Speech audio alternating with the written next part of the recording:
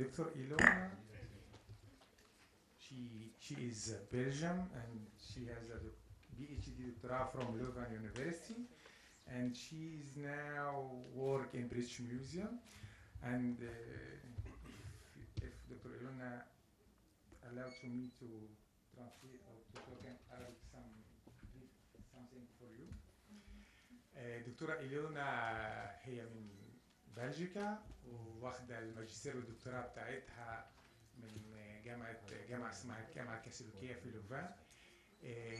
بره هي بتشتغل دلوقتي، خدت بوست او بره ما بيشتغلوش في مكان يقعدوا طول عمرهم.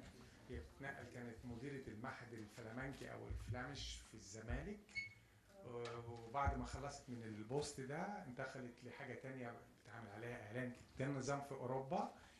شغالة دلوقتي في المتحف البريطاني. I don't know with Vivian David still now or not in Spencer. Yeah. فده النظام في اوروبا، ما فيش حد بيتعين بيقعد فترة طويلة، بينتقلوا من مكان لمكان. وتسمحوا لي ان انا ارحب بالدكتور سيد محفوظ. This is Dr. سيد محفوظ. He is a student of Dominique Barbel and he is my colleague. He is a professor in Asiyut University. Yes. And he is the ex-culture attaché in our embassy in Canada also. And he just came now. Thank you, Dr. Said, and thank you, Prof. Now, Dr. Éilona, please give your lecture this week for you. Okay. Thank you very much for this introduction. I understood most of it. It's very, very nice of you to invite me to this to the Bibliotheca. It's always very nice to come to Alexandria. We really love the city, and we're always very happy to come back. I would like to talk to you today about a group of papyri that I've been working on for the last 3 years almost, from the museum in Berlin. So not from the British Museum, but from the museum in Berlin, which were discovered in Asyut. And I don't know if you can see the image well. Maybe we can turn some of the lights off. Yes.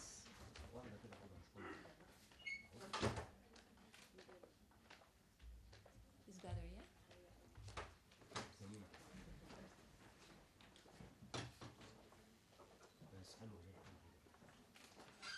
I always like to start with a picture that shows you the papyrus before it's made into something that can be written on. Unfortunately, we don't have so much papyrus in Egypt anymore. I took this image in Ethiopia. But the papyri I'm going to talk about today, you can see here in this sheet. And I will mainly focus on the one on the left corner, because that's the one that is most known to the scholarly community, and it's also on display in the Berlin Museum, so if you ever go there you can see it for real. They were found actually they were bought by the Egyptologist, the German Egyptologist Ludwig Borchardt, in 1914, and he bought them from an antique dealer who told Dr. Borchardt that they came from Asyut. So he didn't find them himself in Asyut, but can you hear me like this? Okay, better? Yeah? Okay, so they were said to come from Asyut, and I actually have a lot of internal text details that confirm that provenance. Asyut the provenance is interesting because I happen to be part of the German expedition that is going on in Asyut at the moment. So I came from Asyut yesterday and I will go back on Friday. And this is a wonderful opportunity to work on a group of papyrus manuscripts that are in a museum and at the same time working at the site where the papyri come from.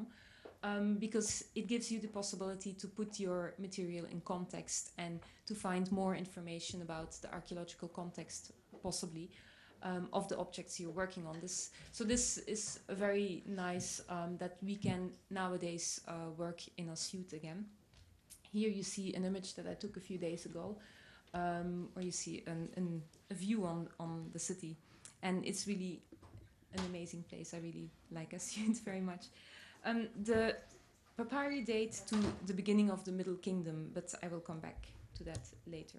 Now these are the numbers, just to give you an idea about how many we have. But why are these papyri now so important? They are very significant for the study of funerary and religion, funerary culture and religion in Egypt, because of the combination of text genres that we find on them. Normally, if you work with papyri, you're looking at literature, letters, poetry, contracts, administrative texts. But we have very few papyri that actually give us a corpus of religious texts.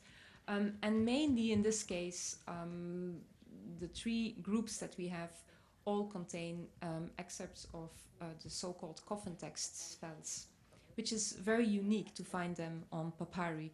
We have one other group in the British Museum that has Coffin Text on papyrus. So we only have two groups, and both of them are not yet published. Now, what are Coffin Texts exactly? They are, as the word says itself, they're spells, magical spells that we find on the inside of coffins. And they appear on the type of coffin that you see here, a box-like rectangular wooden coffin from the first intermediate period and the Middle Kingdom, in which noble and very rich elite people were buried, again, in the first intermediate period and the Middle Kingdom. These coffins were decorated, as you can see, with hieroglyphs, and on the inside with magical spells that should help the deceased in his journey to the afterlife. But these coffin texts, or these religious texts that we find inside coffins, also appear on mummy masks, on papyri, on tomb walls. And so the name coffin text is not really a correct name, just as the pyramid texts is not really a correct name for the text on pyramids, because these texts were originally composed for another they had originally another function. They were not composed to write on pyramids or to write on coffins. This is actually a secondary use. Originally, they were ritual texts that were used by the priests for all kinds of purposes, and the group of religious texts that we find in pyramids, on coffins, and later in the Book of the Dead are actually a very heterogeneous group of texts that come from all kinds of different contexts. And whenever they seemed suitable to accompany the deceased in his afterlife, they could be put on coffins. So priests were using these texts maybe to purify the deceased. We have execration texts in the coffin text. We have all kinds of different text genres that are actually written on the coffin. So to speak about coffin text gives you the impression that it's one group of texts that are very homogeneous is not really true. And that's also the reason that not many people work with this kind of text, because they're very difficult to understand. They're very different from each other also. In any case, they should help the deceased in his journey to the afterlife. The idea is that eventually, after all these rituals, the deceased becomes an ach, a glorified spirit. And he receives back his ability to move, his ability to speak, his ability to breathe, so that he can have a nice next life. And these spells should help him to receive this position. This is an image from inside the coffin. That's how they typically look like. Just as one example, a group of spells that I really like are the so-called Ferrymen Spells. Just to give you an idea about how these texts work, the Ferrymen Spells are the deceased arrives in front of a ferryman, and he wants to travel over the Nile with this ferry. But he finds the ferry still in different pieces. It's not a boat yet that can be used. And the ferryman is not very keen on helping him. And he says, I will only assemble the boat, the different parts of the boat, if you know exactly which part is which. So the text then says, identifies every single piece of the boat with a specific god. So the deceased has to show that he knows about the afterlife, that he knows about all the things that he needs in order to travel to the afterlife. So these are very funny spells actually to read. As I said, execration rituals, spells against premature death, they're all included in these coffin texts. So for me, when I work with these papyri, the question, what was the function of these papyri, is very important, because, as I said, when they're written on coffins, or for the pyramids, when they're written on pyramids, they become funerary texts, but originally they had another function. And if we have them on papyri, we're probably looking at the more original function of these texts. So, which is very difficult to reconstruct because we don't have an archaeological context, as is the case always. When you buy something from an antique dealer, you never have an archaeological context. That's very sad, but there's nothing we can do about it now. So we try to work with the text and look at the text from different approaches to get as much information as possible. And also the relationship between the three groups. The thing that connects them is, first of all, they were all bought in Asyut. They all have a similar hieratic handwriting, which I'll show you in a minute. And then the content, all three of them have coffin texts. And very interestingly, the ones that you see indicated in yellow are all dedicated to the same person. So we have here a group of texts that are actually dedicated to a person who's mentioned by name, which is very rare in this kind of religious texts. So let's have a more detailed look at this papyrus. You can see I'll give you close-ups later on, so you can see really the beautiful handwriting of this scribe. The text is kind of centered in the middle. It's written in a very bold, well-executed hieratic signs arranged in vertical columns without division lines, which is something that we see, for example, in the Book of the Dead, and they write from right to left, sorry. So this is a kind of text, just if you see it like this, it's kind of typical for the Middle Kingdom, when they still write in vertical columns. So this is also the handwriting, it gives us a good clue about the date. If you look at the state of preservation, you can see that to your right-hand side, this was the inner part of the papyrus, and this was the outer part. No, sorry, the other way around. It was rolled from here to there, so this was the inner part, and the outer part is always much more damaged, which speaks by itself. You would expect the original religious text to be on the inside, because they wanted to protect the text, they wouldn't wrap it the other way around. And then they probably, in some cases, they folded it just to make sure that there's no opening at the papyrus where bad spirits can come in and harm the text.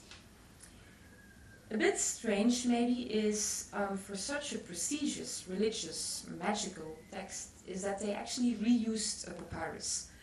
We see traces of an older text in front of the coffin text, but only on that side. In the middle, we don't see any traces of older text. So obviously somebody started using this papyrus for an administrative text. I'll give you a close-up. It's very difficult to see, but there's some determinatives of the seated man in hieratic, which gives me the impression that we have a list of names, which is a kind of typical text that you would expect on papyrus. And then they cleaned the papyrus, and then they started with the coffin text.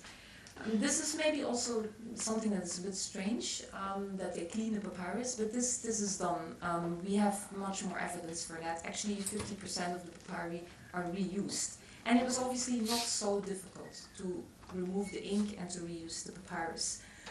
We have, for example, one text that says, "Excuse me, O my lord, regarding the papyrus, sadly an uninscribed one was not available." So the ancient Egyptians were aware of the fact that it's better to use a clean one, but if it's not available, you reuse one and you remove the older text. The text or the papyrus is especially made for Sedech, as I said. We find his name here. I'll give you a close-up. And we find him, oh, I'm sorry, but the script, this computer doesn't have the transliteration. It doesn't matter so much. You can see that we have the name of his father on this side. And you see a close-up of his name over there. So he's called Sedech. And this Sedech is also mentioned on the other side of the papyrus, where it is said that this papyrus is dedicated to this particular Sedech. Here in affiliation with his mother, so we have his mother and his father, which is very nice. Meret Itias. And then we have another papyrus that I identified as a letter to the dead, which is also really important to have another example of this text Jara, because in total we only have about 17 letters to the dead from ancient Egypt. So now we have a new one from Asiyut, which is really nice. And it's dedicated to the same Sideh.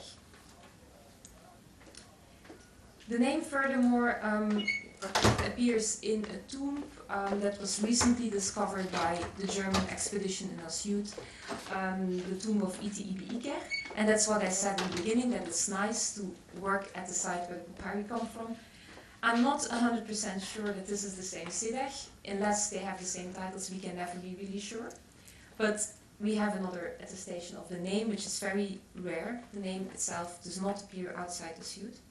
And then we have in the British Museum statue base, only the feet, unfortunately, with the name of Sideh as well. It's in this direction. And again, it doesn't have a title, it just says Imag. So it's not really, we cannot confirm that it's the same Sideh. The statue base was found in Asiyut also. It came to the British Museum via Hogarth, who excavated in Asiyut in 1907. So we have a few attestations of the name that are all connected to Asiyut. And as I said in the beginning, this is one of the confirmations that our papyri probably come from Asiyut as well, as the antique dealer said. And there's other arguments to believe that provenance. So the interesting question is, the ones that you see in yellow here, are obviously dedicated to this person. Does that mean that they were all written by the same scribe? Are we looking at one momentum in history, that these papyri were deposited in his tomb? Or is it more, do we have more chronological phases? I mean, how did this work, and how is this related to his personal cult? If we look at the content of the texts and also the handwriting, and these are the two things that I would like to show you, we can see that there is different phases in how these papyri were used in the mortuary cult of Sideh.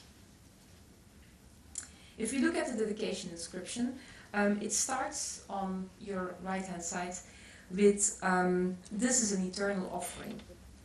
And this offering is actually probably the offering list that you see on the top of the versal of this papyrus, so the other side of the one of the slide that you saw before.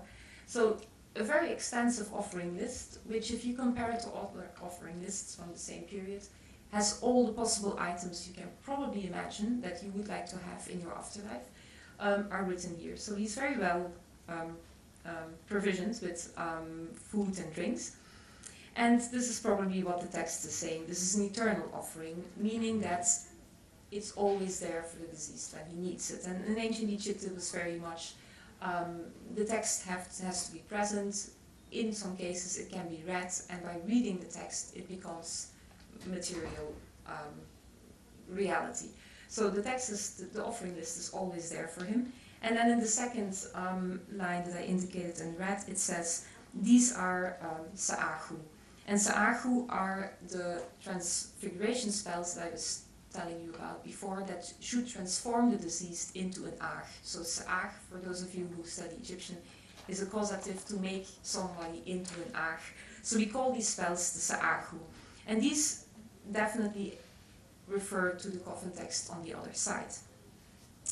Now, in this dedication inscription, we have the name of the deceased again, over here.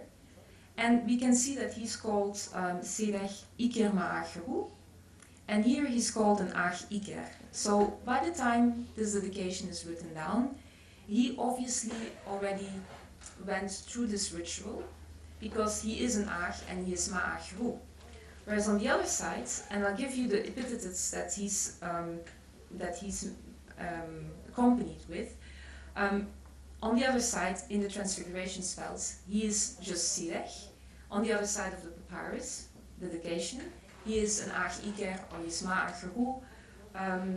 So it means that he already finished the ritual, so to say.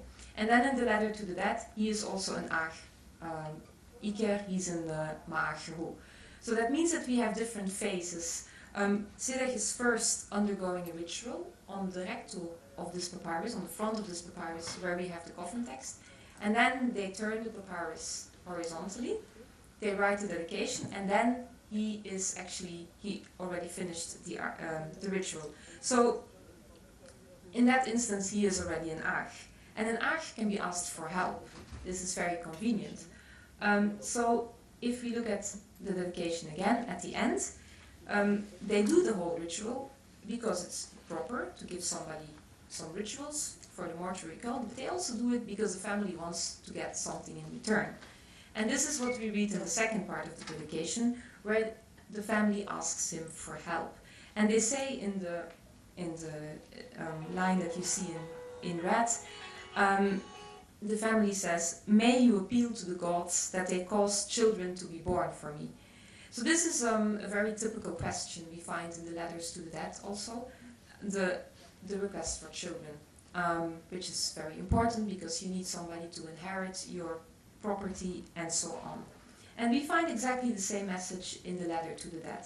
I'm not going to read this all with you, but again, you see the name indicated in red. And in this letter to the dead, obviously, there's some problem with the children. So what you see here is actually the lower part of the letter, which is very frustrating because we lost, for every sentence, we lost about half of the top of every sentence. So it's a bit difficult to reconstruct the entire story. But here, for example, we have the Mut are mentioned. And the Mut are kind of a jinn, bad spirits that harm the children. Yeah. So here it says, the Mut and some other bad spirits are acting against the children. So maybe these are the children that were asked in the dedication inscription. And in this line we have a group of names. I wonder maybe these are the children that were born. Keep on losing my mouse here. And you see the empty spot anyway. So maybe that was to be filled in by the name of the child that was asked for. This is not very certain because we miss a large part of the text. And they ask Sidach to help. And they actually say in this letter to the dead, they say, "You have acted as one who listens before. So you have helped us before, so maybe you can help us in this case." I'm pretty sure that because here the story of the children and whatever happened is a bit more complete, although we can't really reconstruct it with 100% certainty. But I'm pretty sure that this was the next phase, and the letter to the dead was deposited in the tomb of Sidach a little bit later. So the content gives us a clue about different phases in which rituals were carried out for Sidach in return for help. But again, we don't know really how many scribes are involved, how this exactly worked. So I like to also look at the material aspect of the papyrus and of the texts, and not only look at the text and the language and the grammar, but also consider the papyrus as an archaeological object. And what can it tell us about the people behind these objects? And in this case, of course, the scribe, because somebody wrote this papyrus, and we have to think about how this may have worked. So these different phases that we can reconstruct from the content must have been linked to different scribes and a different process in which scribes were engaged to write texts for a certain personal cult. And I really like this aspect of these texts because it brings you very close to the ancient Egyptians, very close to the persons who were actually involved. And so I looked a bit more in detail at the handwriting, and if you can see where the arrow is, in red, this is the title of the spell, one of the spells, 417, which is inserted at a later point in time. And from that moment onwards, the columns are closer to each other, and the signs are written also closer to each other, which again, in turn, increases the number of ligatures. So the scribe is going to write quicker and is going to connect signs. I'll give you an example of that a little bit later. Now actually. So here you can see a few examples of how signs can be connected. And if you look at them, they're really pieces of art, these ligatures. It's really very beautiful. So you can study the handwriting and you can look at the ligatures, and the numbers you see in the lower X are the columns of the text that I showed you before, and you see, I mean you can see it by yourself, a definite increase in ligatures. So by the end of the text, the scribe is writing quicker and is connecting more signs, whereas in the beginning maybe a ligature consists of 2 signs. By the end we have ligatures that consist of 4 and 5 signs, and that tells you something about the writing of the scribe, about the speed with which he was writing. I also looked at the dips with which the scribe took new ink, and you can say that this is very detailed, but it's very nice because you can actually reconstruct his writing habits, and you can reconstruct whenever he took a new dipping of ink by the change in color. So by the end of the line the ink gets very dry, and then he takes new ink, and then of course he starts with a very black sign. So whenever you have this difference in color, you can assume that he took new ink. And if you see the pattern, you can see that in the beginning of the first 18 lines, the first 17 lines, he didn't take so much new ink. He managed actually to write often a whole sentence with one brush. And towards the end of the papyrus, in the second part, you can see that he had to dip much more often, which tells you something about there was a change in either the way he was writing, the circumstances in which he was writing, or the material with which he was writing. And also the paleography of this first part and the second part. And the break really is here, I think. The paleography also differs. So I will show you a close-up of the 2 parts that you see here indicated in red. And you can see, if you compare the left with the right, I don't have to explain, I think you see that this is a different handwriting. But it's very difficult if you study handwritings, and I'm actually really interested in paleography and handwriting, to say from what moment onwards do you include a different scribe. Even if we would be writing a letter, it may look different one day to the other day. Maybe the next day we're not feeling very well, or maybe we're a little bit hot and it's a bit difficult to write, or we write with a different pen that is not so comfortable. And so the handwriting does not have to be very consistent always from one person. So it's a bit difficult to say this is maybe the same scribe who wrote the text in a different moment in time, or it's 2 different scribes. It's very difficult, and we will never really be certain. But I think what we can say is that even this text is written in 2 phases.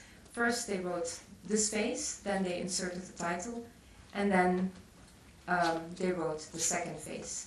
So to have 2 phases in this one body of text is actually quite strange, because you would think that such a religious text is written in one go.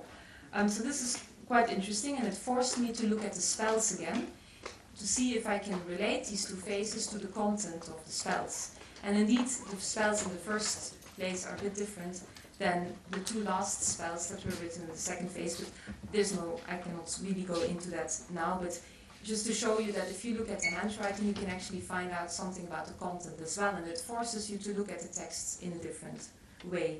So the second half must have been written with a drier brush, or in different circumstances. You can imagine that maybe the scribe left his work and went to drink some tea, and he left his ink and his brush in the sun, and he came back and the brush was dried out, and he had to write quicker, and he had to take more often ink that was drying out. This is all possible in Egypt because of the circumstances and the climate. So you look at the text and you have to take all this context into account to understand what happens when writing this text. Then in another phase, somebody came along and corrected the text, and I indicated the corrections in blue. And they are not really corrections of mistakes. They just often, in most cases, they changed the verb form. So the verb form was correct before. For those of you who know a little bit Egyptian grammar, the verb form was just a past tense. And then they changed it into an imperfectum, which means that you stress repeated action. So you want the verb actually to continue working. So it's not a correction, it's not really a mistake before, but they changed slightly the interpretation of the text. So whereas it was one ritual, you're now changing the verbs into something that is repeating forever, which is quite important for a religious text that you want to give to the deceased. So this happened at some point in time. Also on the other side, on the verso of the same papyrus in the dedication inscription, you can see that they added the little R here. It's definitely added later on, the little F here, and they squeezed in an N here.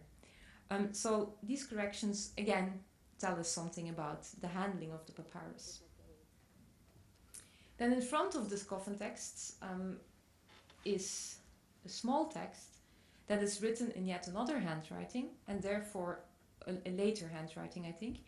And it says, "May you be strong, may you be justified against the enemies." And this sounds to me very much like a reactivating of the ritual that was behind the text. So maybe somebody corrected the entire papyrus, the front and the back, and then they maybe thought, okay, now the religious text is polluted because somebody was fiddling with it, so we will do a ritual to reactivate the ritual purpose of this text, and then they wrote the small jotting in front of it. And then we have the letter to the dead.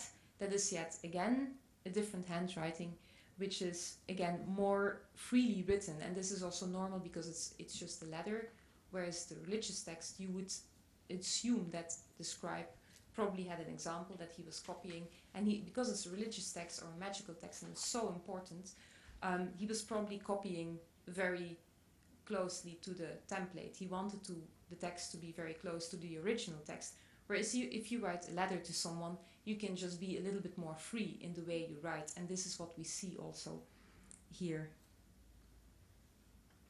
So all in all, if we combine the content of these different texts with the handwriting, we can find different phases in the handling of this papyrus, of which most of the phases refer or happened during the mortuary cult of the deceased, Sedech. So the first thing they did is they cleaned the papyrus and they prepared it for reuse. And then they inscribed the papyrus with, as I hope I showed you, the first 18 lines of coffin texts. Then they wrote the second 12 lines of coffin text, maybe the same scribe at a different time, or maybe another scribe. Then they turned the papyrus actually not vertical like the PowerPoint showed, but they turned it vertically, horizontally. They flipped it like this, which has to do with the size. It's very big, so it's easier to flip it like this than to flip it around like this. And you can see this because the text on the back side are upside down compared to the text on the front. And then they wrote the offering list and the dedication inscription, which I think were written together in a different handwriting. So we have probably a third scribe.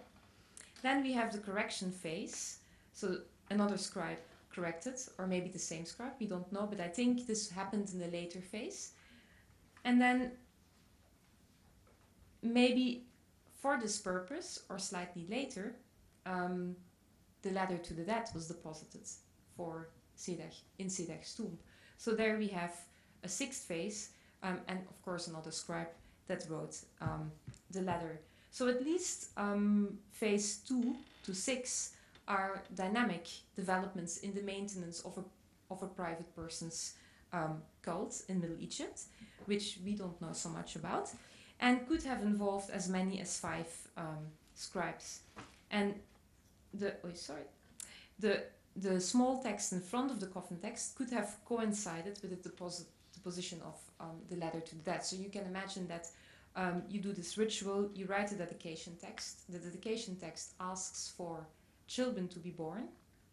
They may have been born. The letter to the dead suggests that the mood come and harm the children, so probably these children were born because they are harmed. Maybe the children were born, or maybe the child was a stillborn child, and they blame some spirits in the afterlife for it. So the letter to the dead is dealing with the same issue, but is a next phase in the same story. And for that, you can imagine that they reactivated the ritual, carried out a new ritual for Sireh, during which they deposited the letter to the dead. So I hope to have shown that if you look at the material aspects of the text, and not only just reading the text for the content, not only looking at the grammar, but also looking at the handwriting, even at the dipping pattern of the scribe, looking at the composition, at the different handwritings if you have more than one text, you can actually get a lot of information out of the text that you would not get if you just read the text with the grammar. It's just a different approach, and you can get very close to the people behind these manuscripts. You can get very close to the people that were having problems that are very similar to the problems that we have nowadays in our lives. And you get very close to how they were thinking, how they were dealing with certain problems, and how they tried to solve it, and how they engaged scribes to write such letters for them. So you come very close to the ancient Egyptians by looking at all these different aspects of these manuscripts, I think. And with that, I would like to thank you for your attention, and if you have any questions, I can answer them. Thank you. Thank you.